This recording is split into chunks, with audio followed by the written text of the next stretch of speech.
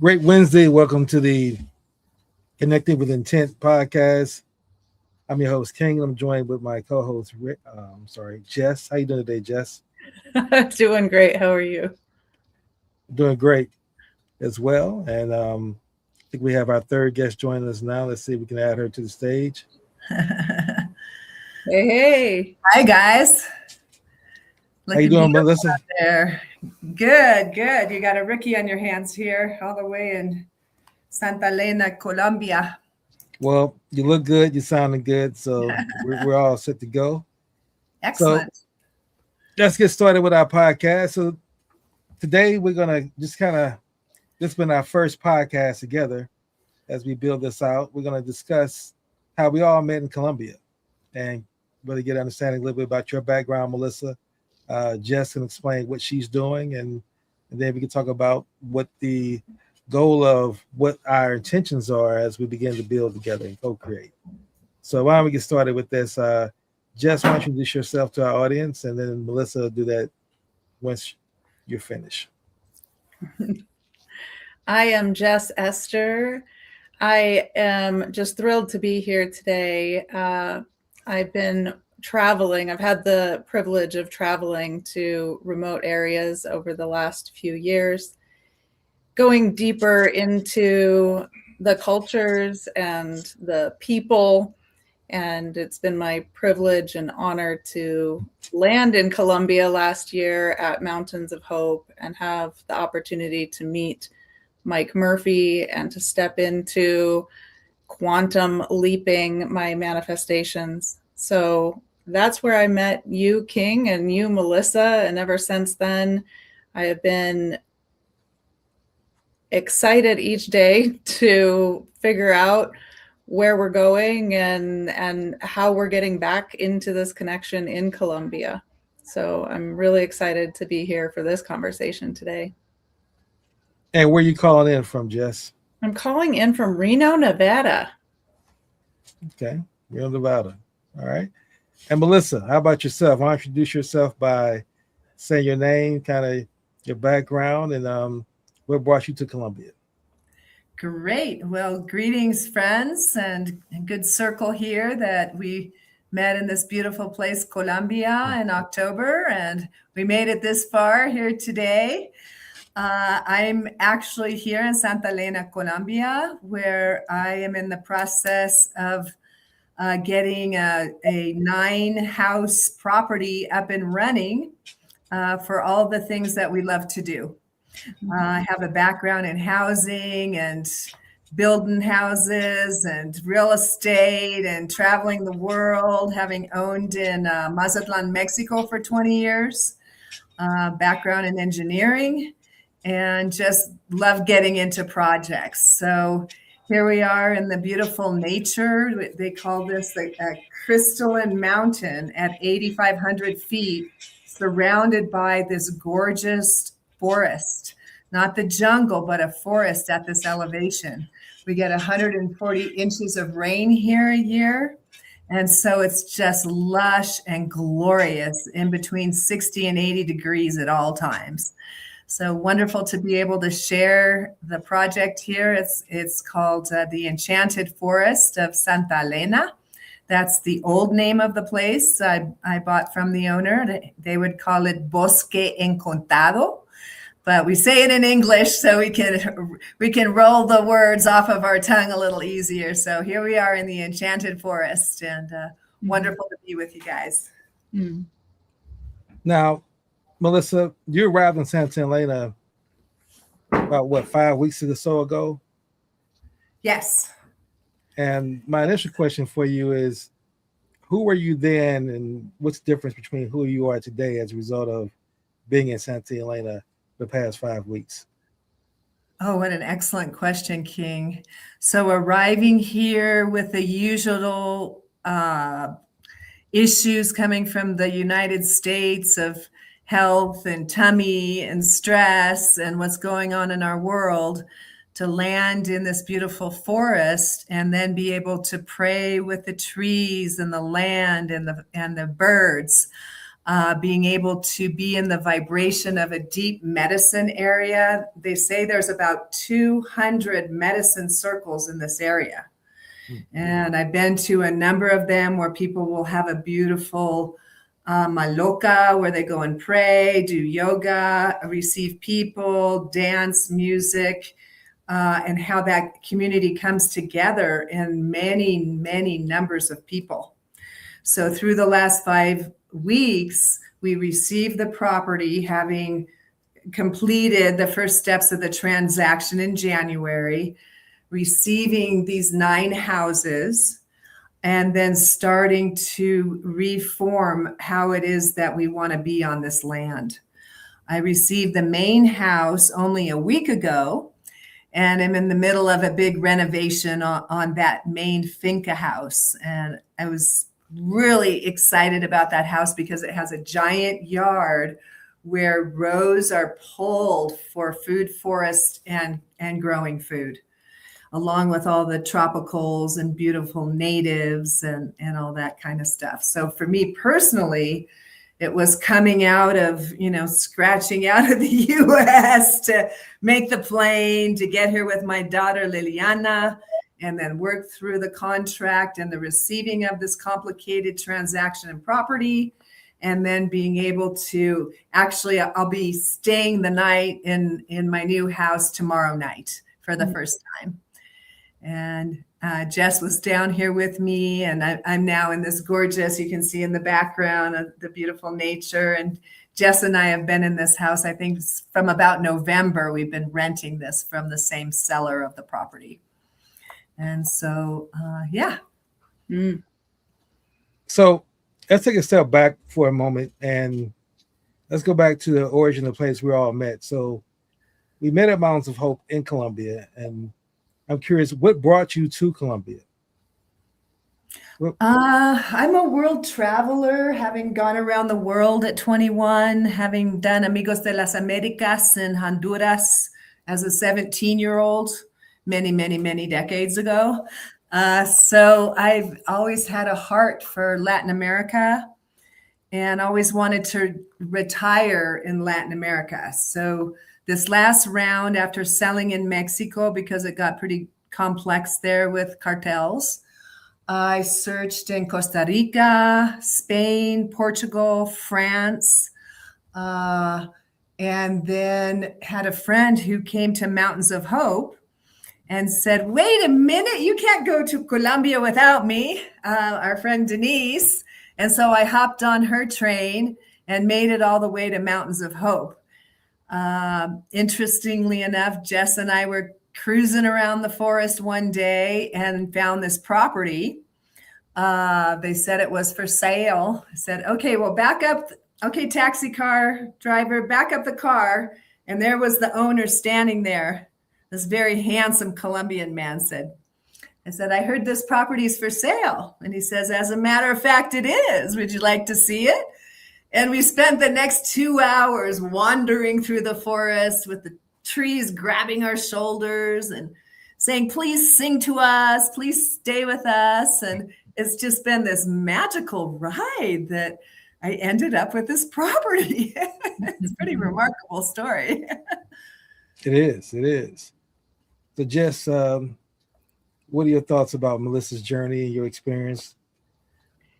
Yeah, I can definitely feel the shift in Melissa from the time that I met her and who she is now, actually seated there.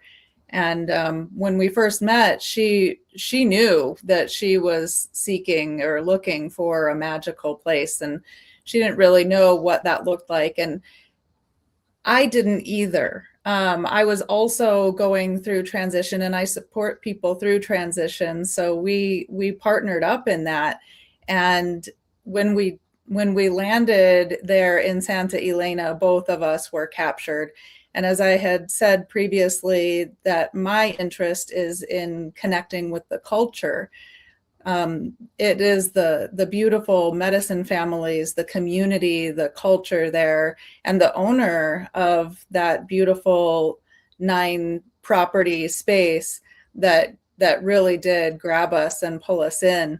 And it changed both of us. I am not the same person after receiving the healing and the songs and the prayers and the experiences that I've had since landing there. So I really reflect what Melissa's stating in that this was a divine opportunity, a divine connection that actually is healing. So as much as we were looking for a healing center, we found a healing forest together. Excellent, excellent. Now, what is you all's relationship now as relates to working together at Santa Elena?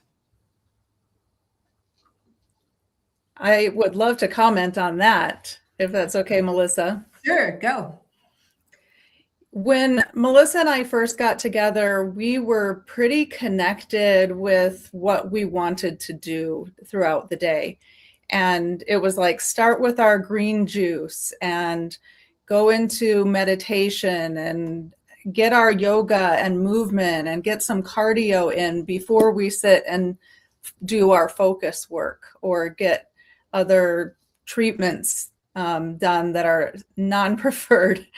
And so we started into a rhythm, and very quickly we said our working partnership is a wild rhythm, because we both have kind of wild hearts and we are adventurers, and there's something that can get a little chaotic and maddening about that. So bringing those wild hearts together and actually grounding them into a rhythm, into a practice, has been what has sustained us. And we've been curating and nurturing and offering all of our energy into what that wild rhythm looks like for both of us, and to be able to then share it with a wider community. Really well said, Jess. And that's where our collaboration has hit the ground, and in our work together. We, like you said, Jess, we call it wild rhythms, and integrating in all that we learned at Mountains of Hope. I'm also an alumni of Optimum Health Institute. And what is that reprogramming from the morning through the day? And then what is that through a week? What is that through a moon cycle and a month? And then how is that beneficial as an offering to our next circle out? So we're working with our permaculture backgrounds and regen farming backgrounds.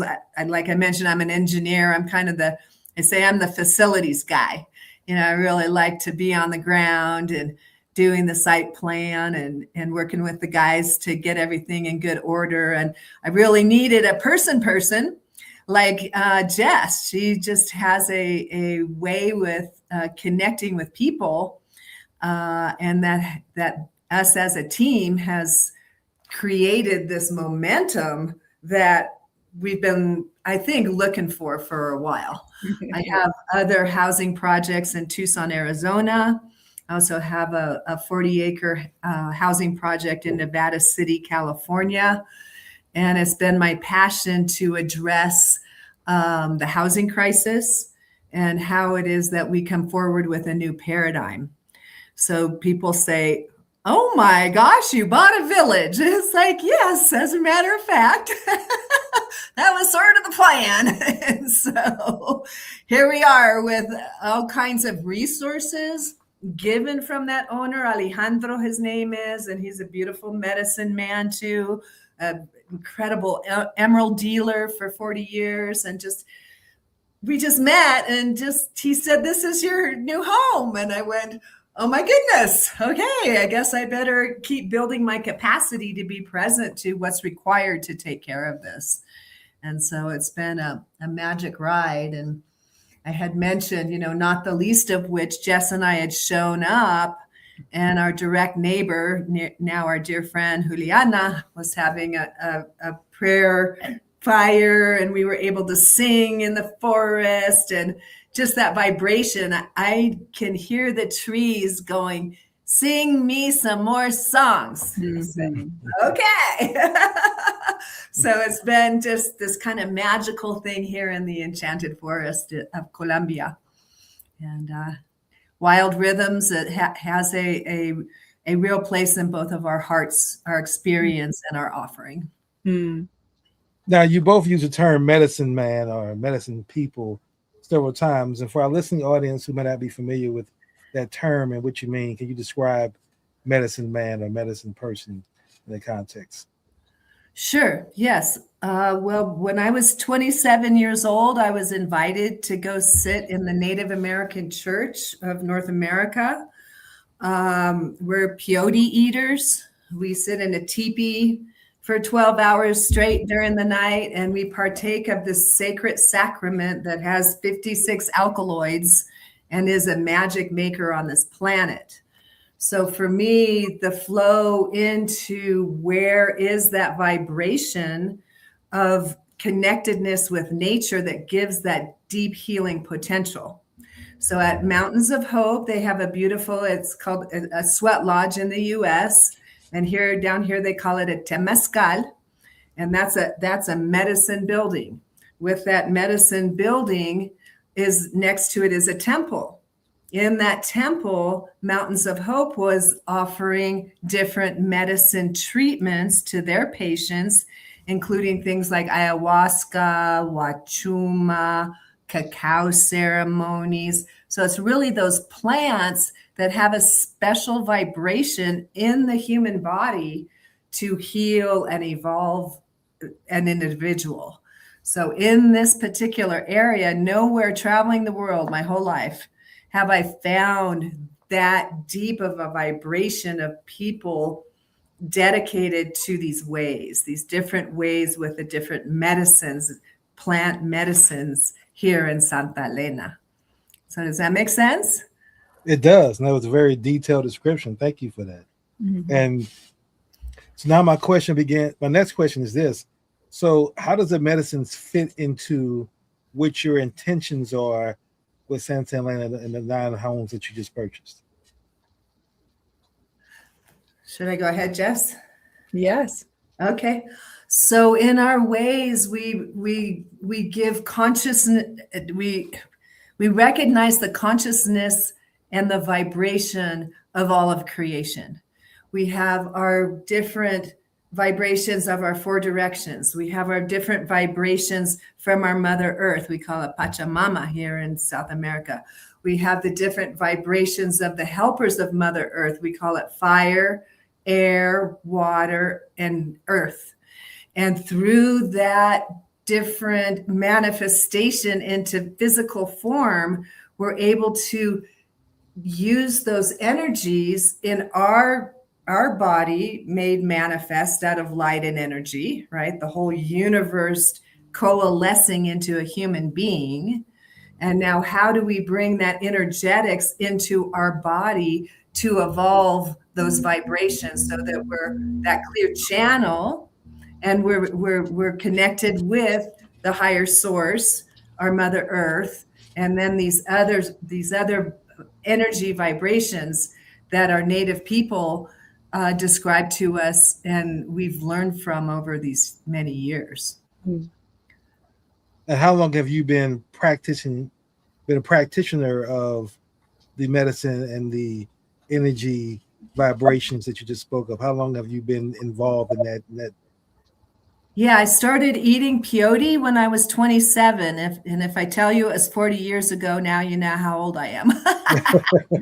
So it's been quite a wonderful gift that I was given way back then. My husband at the time, the father of my many children, he's born and raised Uruguayan. And he was accepted into these medicine ways in New Mexico, out of Santa Fe, New Mexico. A decade and a half before he brought me to the teepee. And so it's been a very important part of my life on a tangible. We had a thing called teepee grounds for 10 years. And Native people from all over, literally the world, but all over our North American continent came and prayed on our grounds. So it's that was a number of years ago now, but once you put that medicine in your body, that vibration of peyote, you have that now forever. There's a thing that happens energetically with the medicine. And so I feel very privileged to have had that invitation and had that door open way back when. So now you said 27, but I'm curious, was there a mentor or a guide or someone that inspired you to go into that particular direction? Yeah, I feel like I was born a seeker of the divine. I was, through high school, we were good Bible thumpers, and we sang at church every Sunday. I've been searching for the divine in my world since I can remember. And so when I met my husband back then, we connected because his spiritual ways encompassed the totality, and he was the one that took me in. So he took his time. He taught me about the ceremony. He taught me how to eat medicine. And then that first meeting outside of Abiquiu, New Mexico, it was a 3 feet of snow around that teepee, and there were 4 gringos, white people in there. Rest of them, mostly a bunch of Navajos, which is Dene, our Dene family that is a very strong matriarchal society that's still intact in our New Mexico and Arizona areas. And they've just been my family, my extended family ever since. It's been a remarkable journey. I'm very appreciative to have been given that gift all those years ago. And how would you say the exploration of that has changed you or has made you? We call it a holy sacrament. And there's a whole story about how that peyote came to the native tribes in their most desperate times, that those alkaloids can go into the body and then shift. And I have seen magic. People healed of cancer, people healed of all kinds of despair they might have. Sometimes it's a happy birthday meeting. Sometimes it's a meeting for a wedding. Sometimes it's a meeting for Easter. And so in that ceremony, in the Native American church, the native tribes, all the different tribes of the North American, I don't want to speak out of turn in front of my native relatives. So I'll just share with you, my simple exclamation of how that goes. And how that medicine goes into the body and changes the vibration of who you are. So we're all a vibratory system. And then as we evolve that, maybe through meditation and yoga and chanting and singing and all the different practices, we're all aiming towards that same center called God in our medicine circle. We just come to it from a different point of view. And so it is totally given me a family, a life, a church, the opportunity to evolve my consciousness through that sacred sacrament. Yeah. Now, would you say that this medicine, the medicine that you've taken, was that approach initially with hesitation on your end as far as reluctance of not being familiar with it, or was your background in plant medicine enough that you went into it with that understanding of, at least, as you said, the alkaloids that was in there, they may not necessarily have experienced it yet? So I'm asking, in other words, were you hesitant initially on your first time you I would say it was a completely life-altering experience to go in there and to sit with the people, to hear those beautiful songs being sung, the way that the tribes encoded their sacred ways into something that they could use in an Anglo, 150 years ago or so. There was a genocide and oppression of the native people. And so they took a lot of their different ways and encoded it into the ceremony of the Native American church that is still going strong and wide. It's now all over the world. You can go to a teepee meeting in Europe, in South America. Dear friends established grounds in Germany and Portugal. And, it really is quite everywhere that medicine went. If you could talk about, without revealing too much of the secrets, what are the similarities between the Native Americans in America and the indigenous folks you're building with now in Colombia, as far as how they practice the medicines and the ceremonies? Well, I feel received as a holder of a prophecy called the eagle and the condor. So in the spiritual practices of North America, the eagle, that highest vibration of bird energy, and then here in the South, the condor. And what I've learned from mostly the South Americans and Central Americans, they're very open to fulfilling that prophecy of those two things coming together for peace and harmony of our world. My medicine people in North America, they're typically don't mix, no mixy of medicines. Here in South America, there's many different ones that people partake of. And so there's a more openness about how that prophecy is going to come true. Now, I had an experience in Costa Rica where we were staying at a place where there was a beautiful temple for ayahuasca ceremony. We had brought our medicine and my children, and that night they couldn't unlock the box where the ayahuasca was. So our circle our South American circle partook of that peyote, and we sang our eagle songs, peyote songs, and they sang their ayahuasca songs, condor songs. And it's like, my work is done here, people. We did this. And that was about 2 years ago that happened. And then since then, I've just ended up in Colombia, of all places, and then ended up in this most high spiritual place here in the mountains out of Medellin, Colombia. So we're only just up the mountain from Medellin. We're only half an hour from an international airport. We're only 40 minutes from a big, gorgeous metropolis, which is famous for fashion and food and a green city like you haven't ever seen. Maybe Singapore, something similar to that, where the plantings and the life and the rain and the vibration is just, it's super cool. So,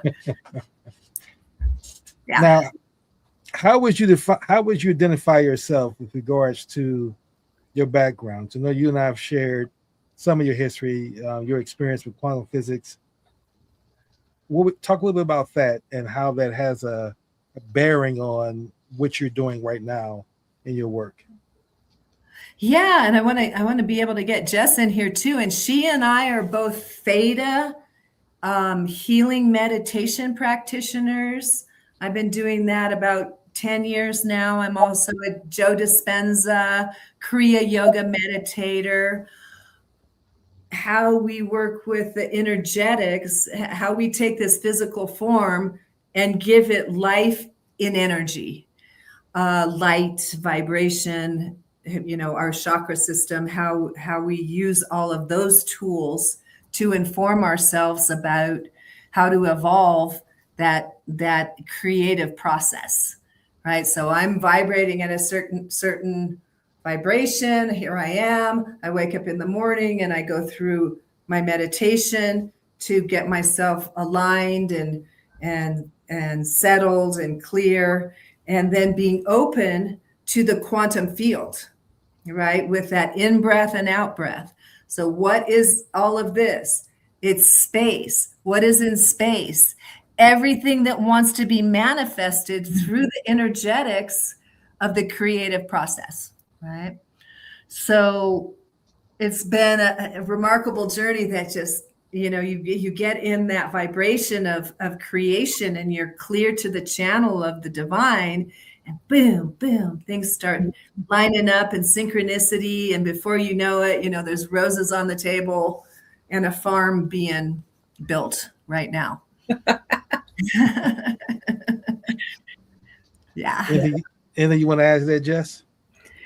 Yes, I just Melissa and I are parallel soul sisters. So there's just so much we have in common with knowing that we're on the path of evolution, and really that everything is energy. And this is energy management 101 as we go through this big evolution and human consciousness, and actually keep our body grounded and adjusting with all the shifts and changes as we go through it. And what I'm learning is that there's an opportunity to really end codependence and develop interdependence. And that means creating communities where we can lean on each other and continue to share the wisdom that's coming through each of our channels, so that we can hold each other stronger.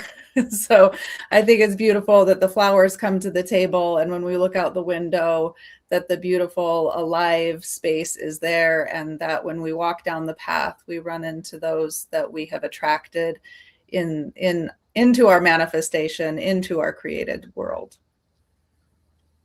So Jess, when you and I met at Mountains of Hope in Colombia, and we actually went through it, we shared a ceremony together. I don't know if that's the right term to use. What was the ceremony, and what was the medicine? If you could talk about that. Yeah, we were in the temple next to the Temescal that Melissa mentioned. And we were working with a patient who was at a critical point in his medical and healing journey. And he requested that he have a spiritual awakening. There was a meditation that we did where inside the meditation, and this was a theta meditation that I guided, he found a rope, and he was like, it's a rope. I grabbed it. I reached up and I grabbed it. So he is asking for that divine guidance. And then he finds it in the meditation, and he's like, so now how do I bring that connection into me? And so we opened the path. And it was incredible because it was the same human, Christian Gray. I'm sure he'd be happy that I mentioned his name here, that he went traveling to Medellin first and was seeking out the medicine people, so that when and he helped lead me, take me safely to Mountains of Hope and help do a tour and entrust that this was a really great and aligned place for me to be before I called medicine into that space. So I used one of the contacts that Christian had given me, and very quickly we put that into alignment, where we had a medicine man come in with Wachuma, and he shared his lineage and his family and how he really works with the medicine. And so we felt this deep alignment with the patient and brought those two together. And then that invited in the community. It's a ceremony. It's an open opportunity for all of us to support one person. And in that, we all get to hold that frequency. We all get to come into that energetic coherence together. And so that was the invitation that you accepted, King, and both of us took that opportunity to sit with him, to be with him, and to witness his healing together. So that medicine was Wachuma? Is that how you pronounce it? Yes. In South America, that is the name, Wachuma. And so it's also in the U.S., we call it San Pedro. So it's a fast-growing cactus. It's a relative of peyote. Peyote is a very, very slow-growing endangered species. And here in South America, that Wachuma just grows like crazy. And so to me, it's a real study in the mother-father dynamic of those those plant medicines, and how it is that they are relatives and work together. And I went to a maloca this past weekend with my dear friends here and the medicine people. Their medicine is wachuma. And a maloca is a building that you sit in instead of a teepee. They'll do an all-night ceremony. Come to find out, they have the same water drum. They have the same system of singing in the circle. And just how beautiful it is that eagle and the condor have those relative plant medicines. And so, wachuma being one of them, ayahuasca they have here. They also work very deeply with the mushroom kingdom and also with cannabis. So there's a variety of what is needed for the human body to heal and be whole and evolve. And right here in Colombia, it's a way of life. It's the most refreshing environment you can imagine. The kindness and sweetness of these people. And the grounds that I went and saw were impeccable order. Their wood stacked perfectly next to their temazcal and their beautiful malocas surrounded by the beautiful medicine growing in this beautiful family. So that's Santa Elena. That was one that I went to on Saturday. So what is it to have that vibration touching the earth, activating the energetics of, again, all those Mother Earth helpers we talked about, the elements of the creation. And I just find it very, very extraordinary here. Of all the places in the world I've been, which is many. So help me understand, as we talk about the medicines, which you all can share, are there different medicines you do or you take depending on the effect you want or the outcome? In other words, like, for example, the ceremony that Jess and I shared, I felt a huge feeling of gratitude. Mm-hmm.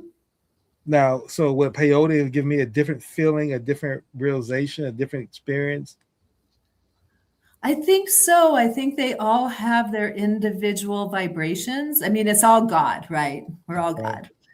But then how is that differentiated for whatever effect? I had a traumatic brain injury 10 years ago. And in my healing process, I took a period of time where I microdosed just a little bit of peyote every day for several months. And what that medicine did was realign the neurology. I found that's true with most of the if not all of the medicines I've mentioned to you, that what is that interdimensional connection that it's altering in the human body, and what is the benefit and result from that.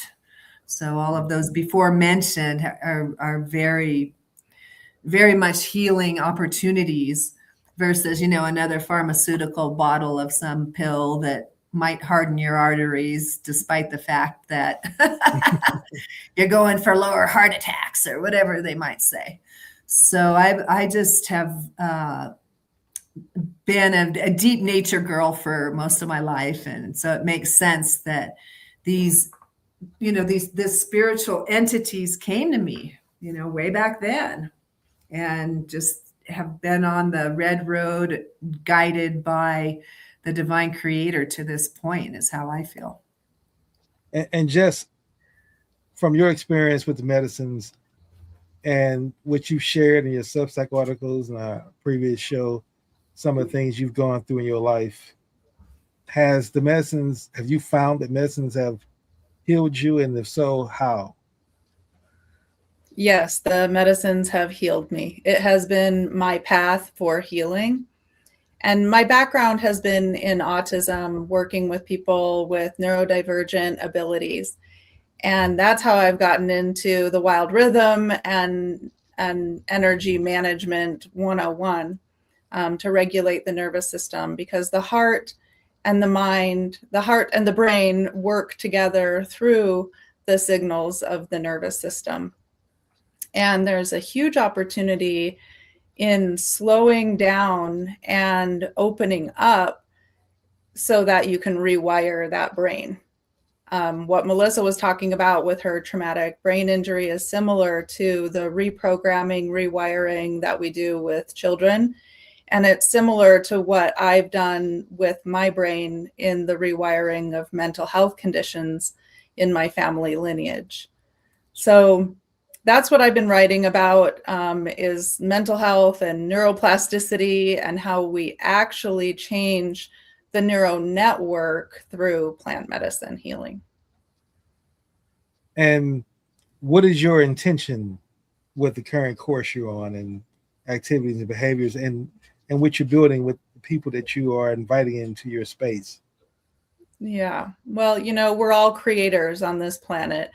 Each being, each living creation is creating this multidimensional reality that we're all experiencing. And what I found is that before medicine, there was a lot of unconscious creation. And unconscious creation creates a lot of chaos and division and more unconscious behavior. So really slowing down and finding my own conscious creation is flipping the script completely. And it's also allowing me to align with others who are consciously creating, and then create a network of conscious creators, so that ultimately we can be living in a world that is united and peaceful and in harmony, and that we have coherence and we can work together and we can rise above division to bring the collective to higher states of consciousness, to lead the way. Well said, Jess. Yeah. And what do you foresee from both of this question is for both of you all? What do you foresee as challenges to getting folks to come experience Santa Elena, and for the folks who have not had the experience of going through a medicine ceremony, but have maybe come to Colombia just from the fact of it's beautiful, it's nature, and they really want that kind of rustic feeling? How would you prepare them and walk them through that? And what do you see as some of the challenges that they may have with going through that experience for the first time? Okay, I'll take that. I think it's it's the open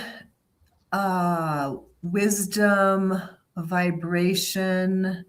And I really like what you said, Jess, about slowing down and how that creates the space for people to have all those things integrate.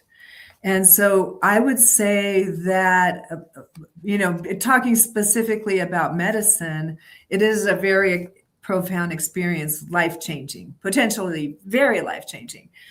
And then how do you integrate that in? And so not the least of which is talking with the current management of Mountains of Hope, deeply understanding the medicine there, and what it takes after you go through an all-night ceremony or an all-night event, that there's an integration that there's assistance with what that is.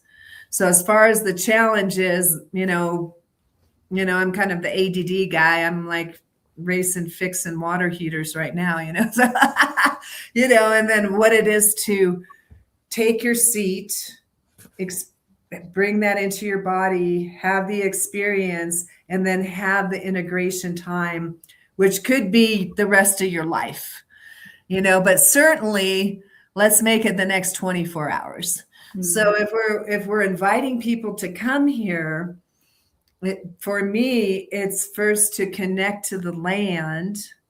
And from there, what is revealed about that person's journey and process and road.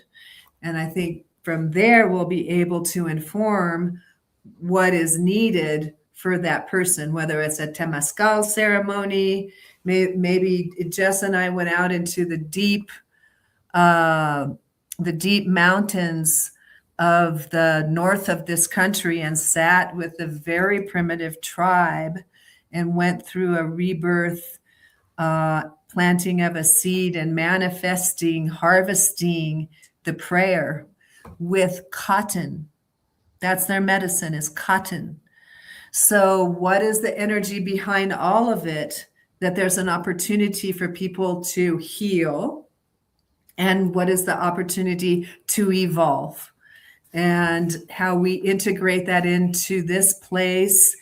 I'm going to be dependent on those 4 elements, for the most part, for those spirits of this land, this Mother Earth. Again, the air, the fire, water, earth, to play a part in what that individual who got the tone, heard the tone, responded to the tone, made the journey to get here on behalf of what each individual has in mind.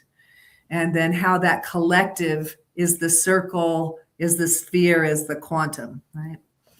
So it's going to be interesting, and not the least of which is to provide sustainable housing and food.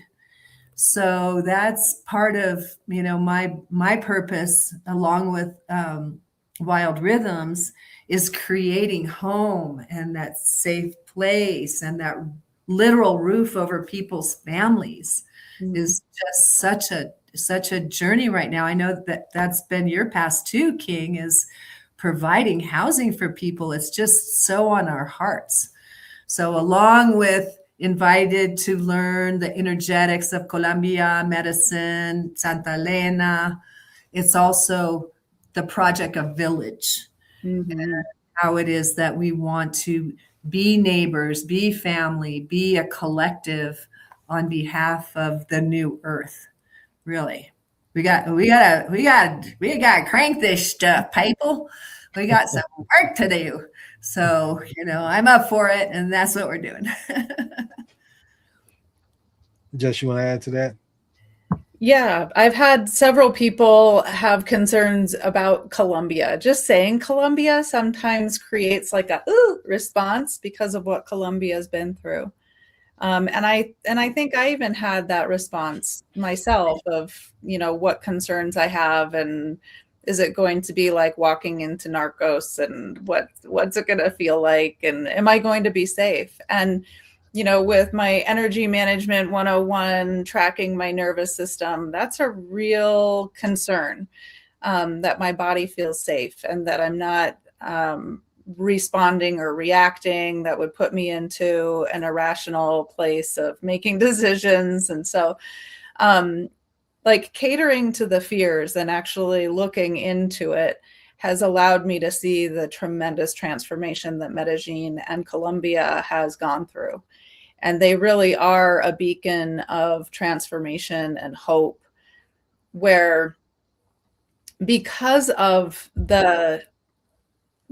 what they've lived through, the stories that they have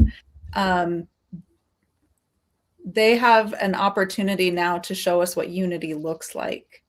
And so walking into their neighborhoods and witnessing the safety, feeling the safety of people who are bringing their artisan work, their food, their music, and seeing more what we all have in common than what we have that separates us, is like truly an inspiration and a reason to go to Colombia, to sit in Medellin. And we found this beautiful space outside of Medellin that is protected by how many hundreds of medicine families that are actually holding their own homes and their own neighborhoods safe through their own human connections, and that there's no violence here in this place where Melissa sits. And it feels very safe. And the direct route from the airport, we will support with transportation and language interpreting and sourcing food and really taking care of any of those concerns, so that the opportunity is really to sit in the forest and receive the guidance that each individual needs for themselves so that we can put that wild rhythm plan together. And knowing that the wild rhythm brings us into community so that we can be interconnected, but it also allows us to exhale and go into our own individuation so that one plan does not fit all. Really being able to for each of us to bring our uniqueness together is the opportunity. And I'd like to tag on that a minute, King. Just, I feel like there's been, a lot of propaganda from the 80s and the 90s, and Colombians, they don't want you to bring up the past. They're tired of having a stereotype about what happened a generation ago. And so although there was a tragic terrorist attack this past week, which kind of, puts you back on your heels in what is reality of this world, I'm here to tell you that in general, in the bigger timeline of evolution of a country, I feel like a cowgirl out in Nevada City when I'm around the sophistication of the Colombians. This is a very sophisticated culture. There's so much art and music and expression and how it is they go about their daily life. I'm constantly learning from these people about how to be present in my own body. And so I just want to say, that stereotype about Colombia, it just feels like propaganda on some level, because this place is very sophisticated, and what it is and how they do things. I am in awe of what I've been experiencing. Yes. Okay. Well, as we get near the top of the hour, I want to give you an opportunity to share. Why don't you walk us through what someone would experience if they come to Santa Elena and spend time with you? What would that look like? Take us on that journey. Well, we're developing a 1 week offering through Wild Rhythms, and the daily flow, and then the weekly offering that brings you into the environment, starts to set the cadence of health through, like we mentioned, what we've learned at Mountains of Hope and Optimum Health Institute. What is that daily? What is that weekly? And, Jess has been developing some gorgeous materials that we could make available to interested people about what that looks like. I'm being a little vague, but I'll hand it to you, Jess. You've been creating the docs. Yeah, really offering a whole menu of service items from just our basic daily needs being met, like receiving living food and the green drink in the morning, and breath work, and just some easy living opportunities, being able to weave in those quantum healers, the theta healing, the nature walks. And then there's so many different resources available at Mountains of Hope, and we've really been nurturing that relationship with them so that their whole menu of options are also available, along with some excursions into Medellin. So we'll have a whole menu of options available to make your week retreat the best it can be for you. Okay, and for the folks again who haven't experienced a ceremony, is a ceremony something that can happen daily? Like every day there's a ceremony, or is it one ceremony per week, or how is it going to be structured? That's a good question. It's I think it's going to be a live canvas. We really enjoy the Temazcal Sweat Lodge. I'm a Sweat Lodge person for, again, all those many years. What is that?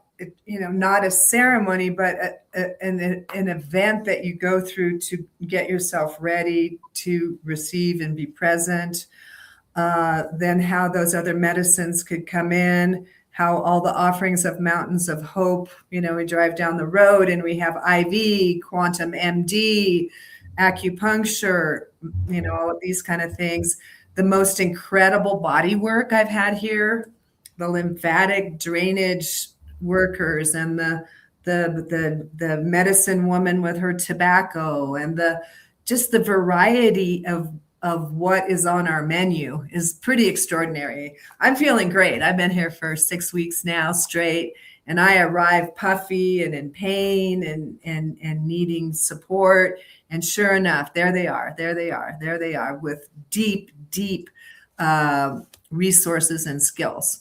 So that's what we want to share. We're sharers. We're in the world to share our world. Mm-hmm. And the more we get to do that with one another, the more these villages will be beacons of light. Yeah, after I got home from Colombia the first time and people were asking about what I received there's a lot of jelly, people are jealous of like, oh, how did you get that? How did you get to that? So it's my greatest privilege and opportunity now to open the door to others so that all can receive. All right. And one of my last few questions, what about diet, eating, what a person's going to eat? Because I know that, are you all vegetarians, or are they only going to be wild berries they're eating and foliage, or how's the food going to be prepared? What can they expect during that week? Not vegetarian here, although I've been a vegetarian for many years in a row in my life. At this particular stage, I need all the amino acid help I can get. So I'm a big proponent of bone broth. We have a giant garden space that we've pulled rows. There's been some planting going on. We've only took possession 5 weeks ago. So as the food comes forward, that it'll be from farm, garden to table is the plan. And if people were to come in June, we have a small offering in June. We'll have a chef who will be very in tune with nutrition, healthy eating, and clean and beautiful opportunities that Colombia offers us here. Yeah. Just a glass of guanabana in water cures cancer, they say. Just on your empty stomach, that glass of that tropical fruit, and that's dripping off the trees here everywhere. It's so lush here. I'm just in awe at the food. Yeah, it's been glorious. The amount of healing foods, the amount of healing fruits that are in Colombia is unreal. And the staff at Mountains of Hope have taught us so much. They bring people in for cooking classes, and they teach so much about longevity and cancer prevention. So we have access to their regenerative garden as well, and are receiving and sharing that medicinal information together so that we can receive that living food that is the healer. Okay. Any closing thoughts either one of you or both can share as we wrap up today's session? Sure, I'll go ahead. I'll just say gratitude king, my friend. The way that I met you in the beautiful pool of Mountains of Hope, and that we got this far together, and I really acknowledge this beautiful work you do on behalf of humanity and the planet. And I want to thank you for this time together in the four directions of this home place here, our Mother Earth, and how it is that we are standing in the presence of the divine at all times and inviting to share with the next circle out of what that is. Mm-hmm. And I'll say that much. Thank you. And you too, Jess, you're in that same amazing manifestation of love in my life. Yay. Yeah, I second that with all the gratitude. It's just been a miracle. I knew when I went to Mountains of Hope that there would be transformation, change, and miracles. And we are that. The connection that we have, that we came together is divinely led. And I'm grateful, King, for you to continuously step forward into this world of the unknown. I love all the questions today about medicine, and just knowing that you stepped into that without any of this information and opened your heart and felt that gratitude. And I believe that it's that grateful connection that we have that continues to guide us forward, that then overflowed so that I connected with Melissa, and that overflowed so that we connected to Santa Elena. And this energy is synergistic, and it is definitely worth mentioning and continuing to bring forward, that we operate inside of gratitude. Absolutely, absolutely. And gratitude for sharing. Melissa, you about to say something else? I just said, aho. Thank you. Yes, I just want to say that, it's definitely been a blessing having been able to meet you all and build with you all and to know one of you all, get to know you all over the last, I believe, 6 months now.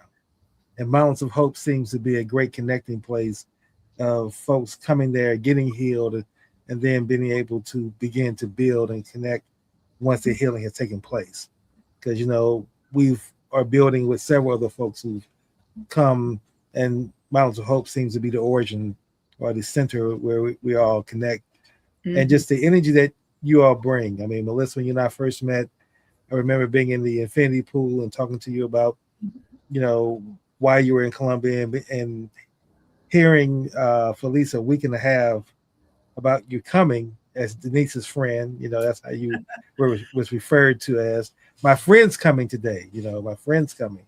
And so getting a chance to meet you and just feel your energy and your passion and your knowledge about medicine and how all this has just really come about. And it hasn't even been a year yet that we've known one another. And that's just really been powerful.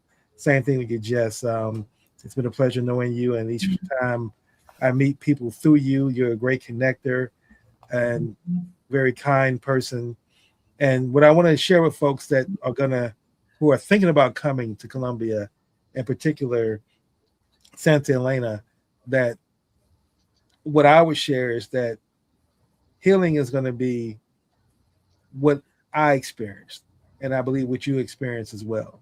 And if you have that intentionality of coming there to be healed, and it can be healed not just from any kind of health issues, but it can be mental healing, it can be spiritual healing, it can be emotional healing. If you come here and you're open to experiencing that, I believe it can happen. And as they say, that then you combine that with the atmosphere, the people, the food, how you're treated by Colombian natives who just seem to have this abundance of emotion and empathy, caring, and just support for you. And you don't feel that in America. I know I don't, depending on where I go. So I just want to share that. Words can't really describe it, but you definitely should experience it. And we're going to provide you an opportunity to experience that with us real soon. So I just want to close on that note and say, again, this has been a great day to have shared with you all, a great podcast. It's our first. We're going to provide you with more. And until next Wednesday at 2 p.m. Eastern Standard Time, let's all continue to be more fully human. Thank you. Fully human. Good one. Adios.